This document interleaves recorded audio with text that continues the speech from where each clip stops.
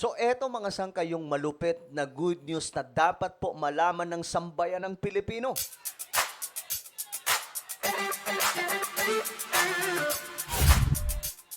So hello, what's up guys? This is me, Sangkay Janjan, and I'm back for another vlog today. Kamusta po kayong lahat?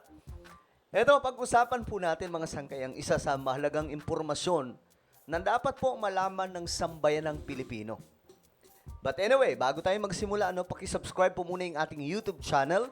Makikita nyo po mga sangkay yung subscribe button sa baba ng video na to. I-click nyo lamang po yung subscribe, i-click nyo po yung bell, at i-click nyo po yung all. Tayo po ay road to 2 million subscribers na. At eto mga sangkay, sa lahat ng mga nasa Facebook, mag-follow. Napakadali lamang po niyan para syempre, lagi po kayong maki-inform sa mga ganap. Lalo-lalo na po yung mga project ngayon, mga sangkay ng ating gobyerno. Sa lahat ng mga solid sangkay, shoutout po sa inyong lahat. Mabuhay po kayo.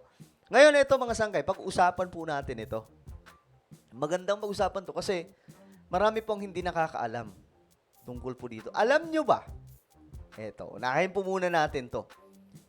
Alam nyo ba mga sangkay, na yung mga utang ng mga nagdaang administrasyon, binabayaran po ngayon ni PBBM? Ito ang hindi kasi alam ng marami. Baka sabihin nyo, fake news yan, mga sangkay. Ayan po. Utang ni former President Noynoy Aquino at si Tate Digong, former President PRRD or Rodrigo Duterte, binabayaran po ngayon ng Marcos administration. Ayan po mga sangkay yung mga mababasa natin. Pero ito muna. Magkano ba talaga yung utang nila PRRD, mga sangkay, at ni Noynoy Aquino? Pinagsama na. Ayan po. Ang utang nila ay umabot po ng 12.68 trillion. May iba din mga sangkay information lumalabas na nasa 13 trillion daw po talaga yung utang na naiwan mga sangkay kay PBBM. Ibig sabihin, ito pong utang na ito po yung pinasa kay PBBM. Pinagsama po yan mga sangkay. Yan pinagsama po yan na utang ng national sa pamumuno po ni former President Noynoy Aquino at former President Duterte. Ngayon, magkano ba talaga yung utang ngayon mga sangkay? Ang utang ngayon, as of now, guys, 16 trillion. Sa madaling sabi, ang nagiging utang pa lamang po ni PBBM ay nasa 3 trillion pa lamang. Okay? 3 trillion. Pwede pa po itong madagdagan, pwede pa pong mabawasan mga sangkay. Ganyan po, ibig sabihin, maliit pa lamang po yung nauutang ni PBBM. Kasi, kaya umabot ng 16 trillion to, kasi nga po, yung naunang utang po nila, Noynoy at saka ni PRRD ay 12.68 trillion. At yung ibang mga report, mga sangkay, umabot na nga daw po ito ng 13 trillion. Pagpasok po ni PBBM bilang presidente ng Pilipinas. Ngayon, isa pa sa nakakagulat, maliban po sa maliit na pagkakautang ngayon ng ating pamahalaan, ang nakakagulat, kasi marami pong project na nagkalat sa buong Pilipinas. Ito mga project na ito, kagaya po ng mga tulay, kakalsadahan, okay? Mga paliparan na inaayos ngayon mga sangkay, mga hospital, at marami pa pong iba.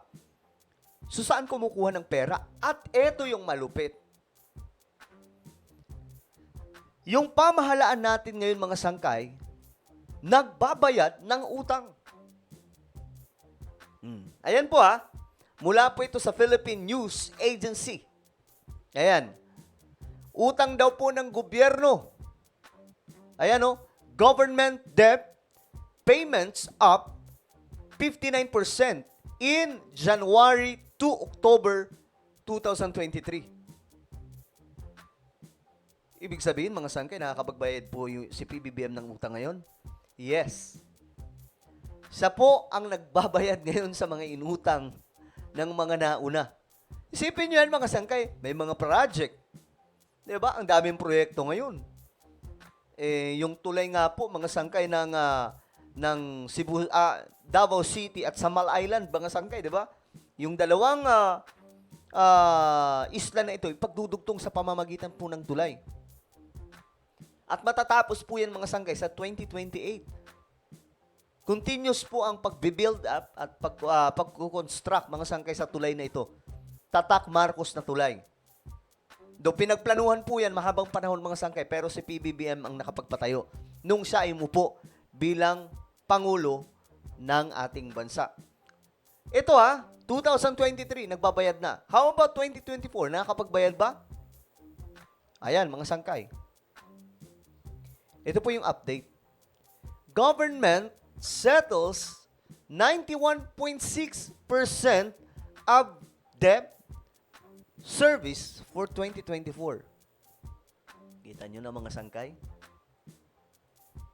Ngayon, hindi alam po ito ng marami sa ating mga kababayan.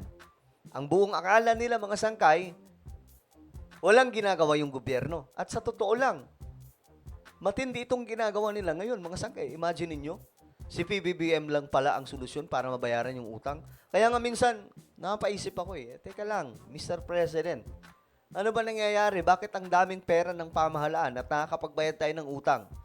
Kasi, ito nga pinag-uusapan po ito ng ibang mga motivational speaker.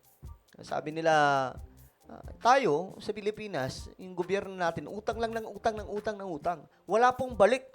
Diba? Ganoon naman po ang nangyayari, mga sangkay. Actually, wala naman pong problema dyan. Lahat po ng mga bansa, mga gobyerno ng mga bansa, nagkakautang po talaga. Lalong-lalo na po sa World Bank. But, ang problema sa Pilipinas, utang lang ng utang, hindi tayo nakakabayad. Unlike ngayon, mga sangkay, na nakakapagbayad na po tayo sa mga utang ng ating pamahalaan, may mga project pa. 'Di ba? Yan yung isa sa malaking balita na dapat po natin talaga, kumbaga, dapat po natin inaalam. Hindi po yung mga fake news. Alam niyo, nakakatawa pa nga, may kumakalat po sa social media. Sabi doon, ang utang daw po ni PRRD ay nasa 7 trillion ata yun. Tapos kay PBBM, 15 trillion. Anak ng tokwa, mga sangkay. Kalokohan. Umabot po ng 12 trillion. Dalawa po sila ni Noynoy Aquino.